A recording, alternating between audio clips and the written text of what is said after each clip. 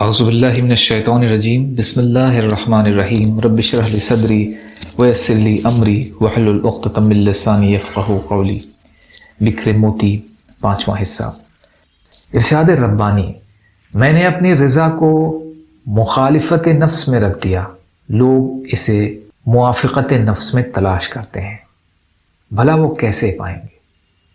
میں نے آرام کو جنت میں رکھ دیا ہے، لوگ اسے دنیا میں تلاش کرتے ہیں، بھلا وہ کیسے پائیں گے؟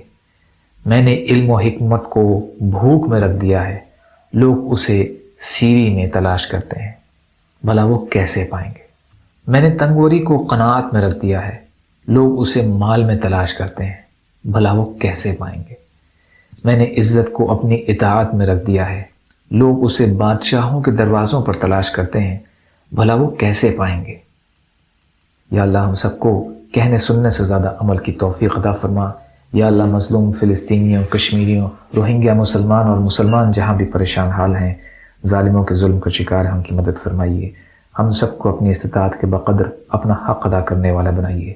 یا اللہ جو مانگا وہ بھی عطا کر دیجئے، جو مانگنے سے رہ گئے وہ بھی عطا فرمائیے۔ سبحان ربک رب العزت عما یصفون وسلام علی المرسلین والحمد للہ رب العالمین برحمتک یا ارحم الراحمین۔ لا الہ الا اللہ محمد رسول اللہ۔ السلام علیکم۔